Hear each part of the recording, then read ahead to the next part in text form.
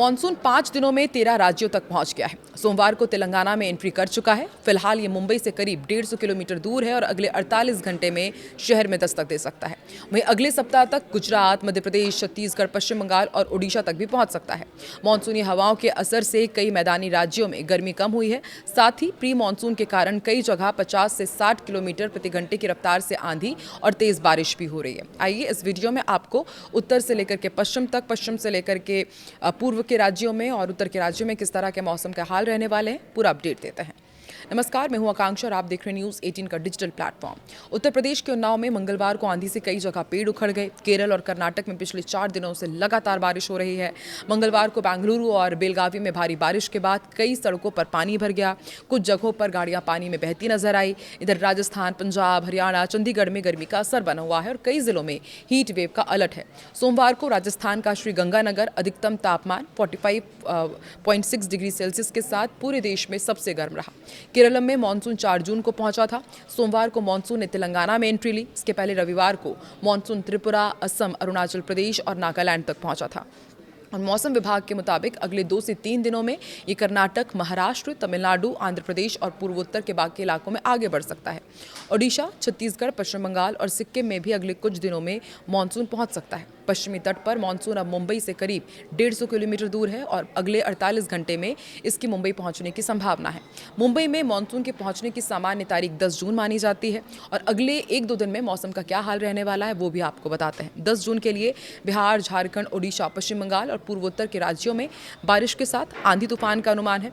असम, मेघालय, अरुणाचल प्रदेश, नागालैंड, मणिपुर, मिजोरम और त्रिपुरा यानी कि जो नॉर्थ ईस्ट स्टेट्स है वहां पर कहीं कहीं भारी बारिश हो सकती है।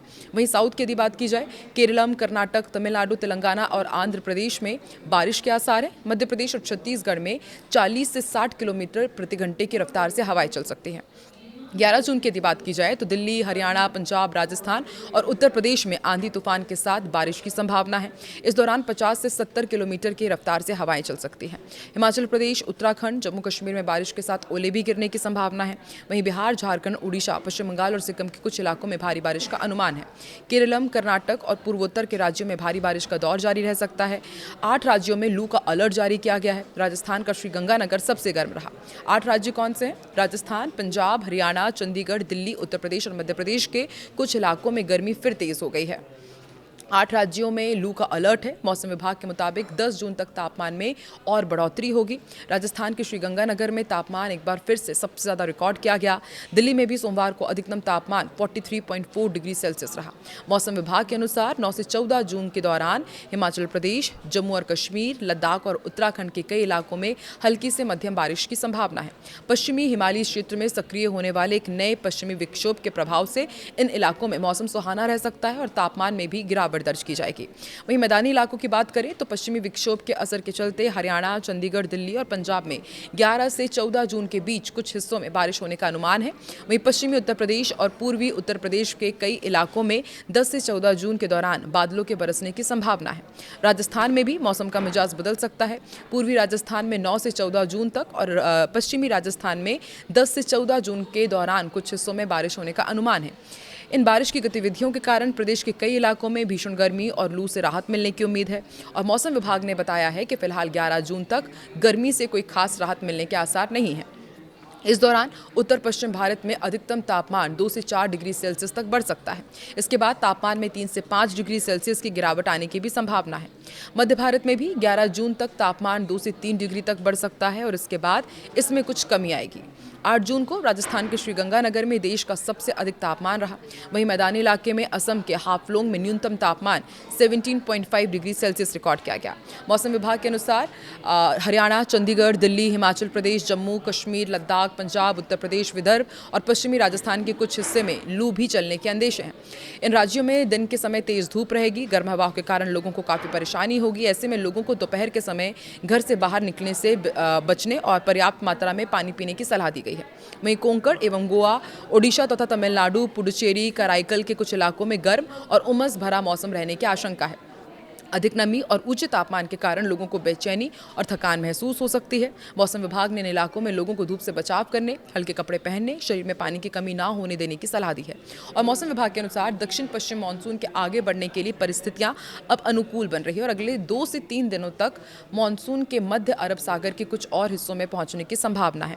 इसके साथ ही महाराष्ट्र, कर्नाटक, तेलंगाना, आंध्र प्रदेश, तमिलनाडु के शेष हिस्सों तथा दक्षिण पश्चिम बंगाल की खाड़ी के बाकी हिस्सों में भी मानसून आगे बढ़ सकता है। मौसम विभाग का अनुमान है कि पश्चिम मध्य और उत्तर पश्चिम बंगाल की खाड़ी के कुछ और हिस्सों के साथ साथ छत्तीसगढ़, ओडिशा, पश्चिम बंगाल और सिक्किम के कुछ इलाकों में भी मानसून की प्रगति होगी। पूर्वोत्तर भारत के शेष राज्यों में भी अगले 2 से 3 दिनों में मानसून के पहुंचने की संभावना है। दक्षिण भारत के कई राज्यों में मानसून की गतिविधियां तेज हैं। तटीय कर्नाटक, केरल, माही और दक्षिण आंतरिक कर्नाटक के कुछ हिस्सों में अत्यधिक बारिश होने का अंदेशा है। इन राज्यों में बारिश के लिए रेड अलर्ट जारी किया गया है। यहाँ पर 204 मिलीमीटर से अधिक बारिश की संभावना है और केरल के कई इलाकों में पिछले 24 घंटे के दौरान अच्छी बारिश दर्ज की गई है। कासरगोड जिले के पदनकड़ में 90 मिलीमीटर तथा पिलीकोड में 80 मिलीमीटर बारिश रिकॉर्ड की गई है।